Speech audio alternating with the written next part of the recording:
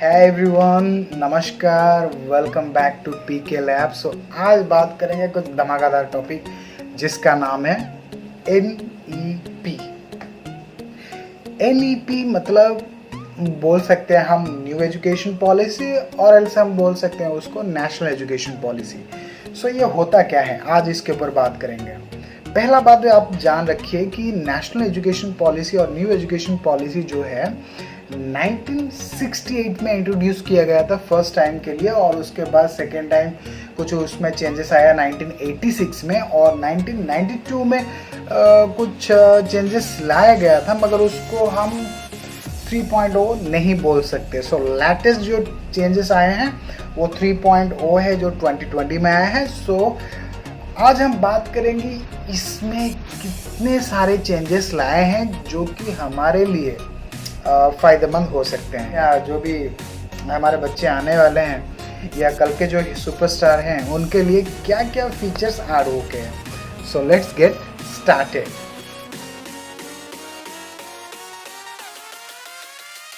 Before going deep into the topic, I would like to inform you. So इस session का objective ये है कि एंड ऑफ द मोमेंट आपको पता चल जाएगा कि NEP जो है कब तक लागू होने वाला है, और NEP के क्या क्या प्रोज हैं, उसका प्लस पॉइंट्स क्या हैं, नेगेटिव पॉइंट्स क्या हैं, और हमारे तरफ से एज अ ऑडियंस हम क्या क्या सजेस्ट कर सकते हैं। सो अगर आपके मन में कुछ भी है तो डेफिनेटली आप भी उसको इन्फॉर्म कीजिए चैट बॉक्स में। सो अभी तक अगर आप हमारा चैनल सब्सक्राइब नहीं किया है तो कर लीजिए दोस्तों। सो टाइम वेस्ट नहीं करेंगे, आगे चलते हैं, ठीक है दोस्तों। आपको पता होना चाहिए कि ये जो 2020 का जो वर्जन आया है 3.0 का NEP का, ये बहुत ही बड़े तरह से सर्वे हो, गांव से लेकर शहर तक बहुत ही बड़ा सर्वे का इसका पार्ट रहा है। और ये जो सर्वे किया गया है, कस्तूरी रंजन जो कि इसरो के साइंटिस्ट पहले से थे, अभी उनके लीड के माध्यम से ये सर्वे किया गया था, और ये सर्वे से जो भी लोगों का इनपुट्स दिया हुआ है, जो भी सजेशंस है, सरकार ने, गवर्नमेंट ने उसको सामने रखते हुए ये बहुत ही बड़ा बदलाव किया है। ये मैं आपको बताना चाहूँगा कि MHRD जो मिनिस्ट्री था वो अभी चेंज होके आपका मिनिस्ट्री ऑफ एजुकेशन हो चुका है, और जो हमारा पहले से फंडा था 10+2, अभी वो 10+5+3+3+4 हो चुका है। 10+2 में आपको ग्रेजुएशन तक पहुंचने के लिए जितना था उतना ही टाइम लगेंगे ये 5, 3, 3, 4 में। मगर चेंजेस क्या हुए हैं, चलिए बात करते हैं। चेंजेस ये हुआ है कि आपका जो पहले से फॉर्मेट था, बच्चों को 6 साल से एडमिशन दिया जा रहा था, मगर अभी इसी न्यू फॉर्मेट में आप बच्चों को 3 साल से दाखिला मिल जाएंगे स्कूल्स में। जो 3 साल से दाखिले, वो 3 साल से दाखिला ले सकते हैं, प्ले स्कूल में उनका 3 साल रहेगा, और जो 2 साल रहे, पहला था पाई, तो और जो क्लास 1 क्लास 2 में पढ़ेंगे, और ये जो पीरियड को बोला जाता है फाउंडेशन स्टेज, और उसमें बच्चों को कोई भी किसी तरह का भी रेस्ट्रिक्शंस नहीं रहता है, मतलब बच्चे बिंदास अपना पढ़ाई कर सकते हैं विदाउट एनी एग्जामिनेशन। मतलब बच्चों का पूरा माँ की दुनिया ही वही है, उसमें उनको एग्ज़ाम फेस नहीं करने पड़ेंगे। सेकेंड पॉइंट बात करेंगे प्रीपैरेटरी स्टेज। इसमें क्लास 3 से लेकर 5 तक 3 साल यहाँ पे पढ़ाया जाता है। इस क्लास में, इस जो स्टेज में बच्चों का एग्जामिनेशन स्टार्ट होता है, और उसके साथ साथ बच्चों को एक ऑप्शन दिया जाता है कि वो अपने खुद के रीजनल लैंग्वेज में पढ़ाई कर सके, क्योंकि लैंग्वेज एक ऐसा चीज़ है जो कि दिल के बात को दिलों से कनेक्ट करता है। लैंग्वेज और इंटेलिजेंस में कोई लेन देन नहीं है। अगर एक बच्चा अच्छा इंग्लिश बोल रहा है तो इसका मतलब ये नहीं है कि वो बच्चा इंटेलिजेंट या उसका IQ पावर बहुत ही अच्छा है। Language just for the communication, nothing else. So इसको आंख के सामने रखते हुए गवर्नमेंट ने ये फैसला किया कि कोई भी शेड्यूल कास्ट, शेड्यूल ट्राइब का जो भी बच्चा, सपोज मान लीजिए कि मैं एक आदिवासी लड़का हूँ, मुझे इंग्लिश के बारे में नहीं पता है, हिंदी के बारे में नहीं पता, मान लीजिए अगर मुझे मेरे ट्राइबल लैंग्वेज पे अगर मुझे पढ़ाया जाएगा, ये जो 3 साल रहा अगर पढ़ाया गया या ऑप्शन मिला या मुझे वो चांस मिला या अपॉर्चुनिटी मिला, शायद हो सके मेरे अंदर जो भी टैलेंट है उसको शो करने का एक तरीका मिल जाए, मुझे एक अपॉर्चुनिटी मिल जाए मुझे, सो दैट मैं दुनिया को दिखा सकूं कि मेरे अंदर क्या क्या मतलब हुनर है, राइट। सो इस स्टेज में आपका एग्जामिनेशन स्टार्ट होता है, उसके साथ रीजनल लैंग्वेज भी एक ऑफर किया जाता है जो बच्चा अपने रीजनल लैंग्वेज में भी पढ़ सकता है, ठीक है। उसके बाद आता है मिडिल स्टेज। मिडिल स्टेज में क्या होता है, 6 से लेकर 8 तक, ये जो 3 साल है, 5 गया था, 3 गया था, अभी वो 3 बात कर रहे हैं, 6 से लेकर 8 क्लास तक। यहाँ पे बच्चों को पहला चीज़ है कि आईटी रिलेटेड इन्फॉर्मेशन दिया जाएगा, पढ़ाया दिया जाए, मतलब किया जाएगा, जो कि कोडिंग हो सकता है, कोई भी नॉर्मल बेसिक कंप्यूटर का फंडामेंटल आईटी रिलेटेड ट्रेनिंग दिया जाएंगे, और हो सके तो कोडिंग रिलेटेड भी ट्रेनिंग दिया जाएंगे। सो बच्चों को एप्लीकेशन बनाने में और बहुत सारे नए नए चीज़ें बनाने में, आईटी रिलेटेड में उनका इंटरेस्ट क्रिएट होगा।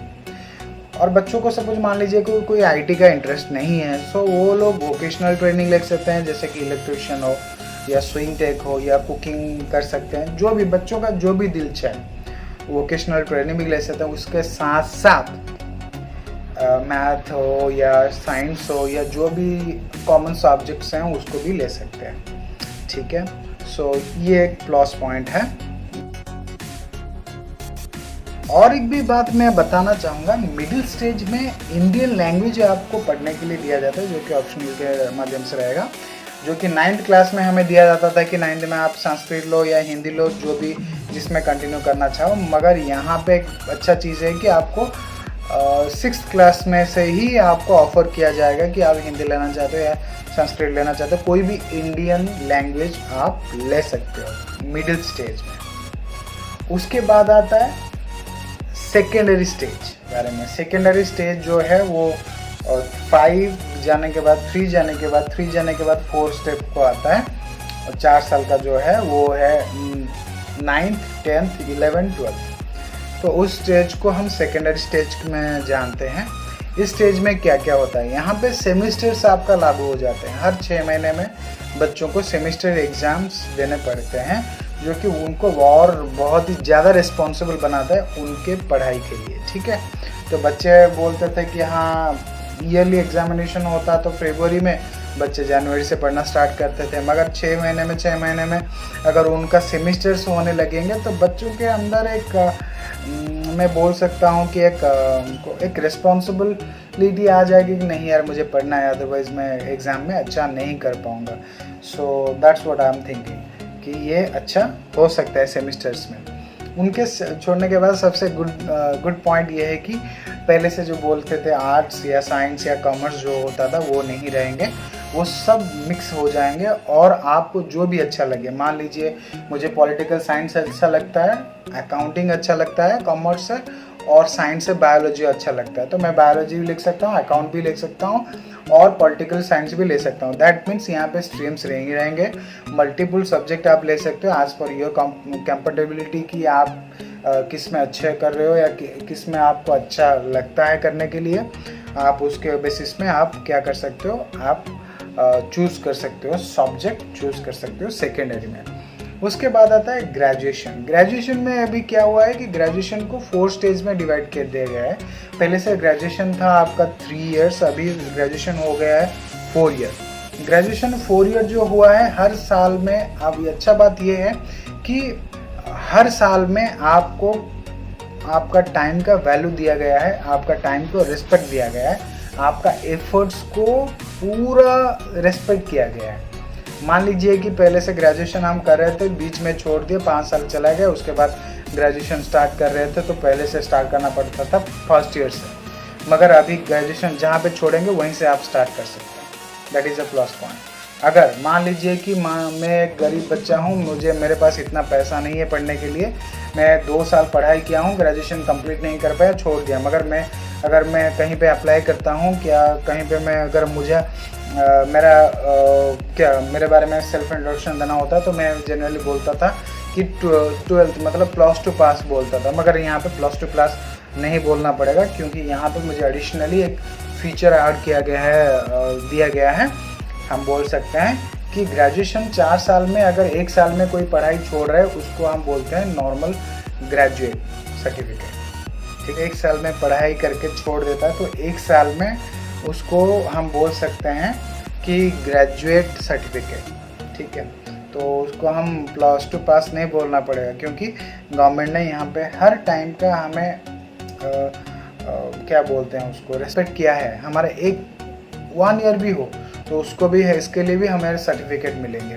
2 साल हमने कंटिन्यू किया, उसको डिप्लोमा बोल सकते हैं, ग्रेजुएशन एंड डिप्लोमा। उसके बाद अगर 3 साल हमने कंप्लीट किया है तो ग्रेजुएशन इन डिग्री सर्टिफिकेट हमें मिलेगा, और उसके बाद अगर 4था साल हमने कंप्लीट किया है तो यहाँ पे रिसर्च सर्टिफिकेट मिला, ग्रेजुएशन रिसर्च सर्टिफिकेट आपको मिलेगा। कोई भी ग्रेजुएशन का अगर आपका पोस्ट निकलता है इन फ्यूचर में, आपको ग्रेजुएशन डिग्री या एबव होने से ही आप वो ग्रेजुएशन पोस्ट के लिए अप्लाई कर सकते हो, उससे नीचे वाला आप अप्लाई नहीं कर सकते। मगर आप पहले से जो आपको सर्टिफिकेट में नहीं मिल रहा था 1 साल या 2 साल के लिए, यहाँ पे आपको दिया जा रहा है। आप बिटवीन अगर कोई भी छोड़ रहे हो, मतलब पढ़ाई छोड़ देते हो, उसके बाद पढ़ाई आप स्टार्ट करते हो, तो यहाँ पे आपका क्या होता था, पहले से पढ़ाई करना पड़ता था, मगर यहाँ पे जहाँ पे छोड़े थे वहीं पे आपको रिज्यूम करना पड़ेगा। ठीक है, तो ये एक प्लस पॉइंट है। और एमफिल को, ये ग्रेजुएशन के बारे में बात गया, तो पीजी यहाँ पे आया है। पीजी क्या, पोस्ट ग्रेजुएट जो होता था वो अभी 1 साल भी हो गया है, 2 साल भी हो गया है। जो बच्चा 3 साल ग्रेजुएशन किया है, पीजी 2 साल करेगा, और जो बच्चा ग्रेजुएशन 4 साल किया है वो पीजी 1 साल करेगा। दैट मीन इक्वल टू हो गया, अगर ग्रेजुएशन 4 पीजी हो गया 1, अगर ग्रेजुएशन 3 तो पीजी हो गया 2। दैट मीन दोनों मिलकर 5 ईयर में खत्म, मतलब 5 ईयर्स के अंदर ख़त्म हो जा रहे हैं। सो कोई बड़ा चेंजेस नहीं है, मगर यहाँ पे आपका टाइम को बहुत बड़ा वैल्यू दिया जा रहा है, रिस्पेक्ट किया जा रहा है। That is the biggest thing. And MPhil तो कुछ अपडेट्स नहीं है, शायद एमफिल उसको हटा देंगे, और पीएचडी वो 4 साल का था, वैसे ही रहेगा। उसके रिलेटेड कोई हमारे पास से कोई ऐसा इन्फॉर्मेशन नहीं है फ़िलहाल। अगर आगे आता है तो डेफिनेटली आपको बताया जाएगा। सो दोस्तों, ये था बेसिक डिटेल्स आपका एनईपी के बारे में। अगर आपके मन में कोई भी शंका हो या कोई भी क्वेश्चंस हो तो कमेंट बॉक्स में ज़रूर पूछिए। और थैंक यू दोस्तों। और ये था, जितने भी अपडेट्स थे मैंने आपके साथ शेयर किया। अगर आपके मन में कोई भी डाउट्स हो या आपके पास कोई भी डेटा हो शेयर करने के लिए, कमेंट बॉक्स ज़रूर यूज़ कीजिए। और नेक्स्ट वीडियो में आपके साथ मुलाकात होगा। आज के लिए जय हिंद दोस्तों, वंदे मातरम।